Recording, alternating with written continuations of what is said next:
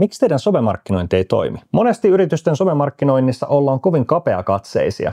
Joko käytännössä ollaan vain myymässä siellä someprofiilissa ja kaikki julkaisut on vaan, että osta, osta, osta. Ja tämä tietenkään ei ole se somemarkkinoinnin ainut toimiva tapa, että ollaan siellä koko ajan myymässä, koska suurin osa yleisöstä ei ole siinä pisteessä, että ne haluaisivat vielä ostaa. No toinen ääripää, mihin helposti lähdetään, on sitten tämä, mennään vaan trendien perässä, haetaan vain sitä näkyvyyttä, mutta siinä sitten taas helposti ei päädytäkään esittelemään edes, mitä teidän yritys tekee, tai jos se on vain hauska video, niin siitä ei välttämättä päädytä teidän profiiliin asti, ja loppujen lopuksi kaikki se näkyvyys, mitä te olette saanut, ei välttämättä johda mihinkään, koska teihin ei tutustuta sen syvemmin. Kumpikaan näistä itsessään ei ole huono, mutta olisi hyvä tehdä myös niitä välivaiheita tähän, jotta teidän profiilista löytyy loppujen lopuksi paljon erilaista sisältöä, millä te hankitte sitä näkyvyyttä yleisesti, miksi valita teidät teidän kilpailijan sijaan, miten teidän prosessi toimii, mikä teidän palvelussa on niin hyvää, pyrkiä saamaan semmoisia sanotuksia, mitä teidän asiakkaat oikeasti miettii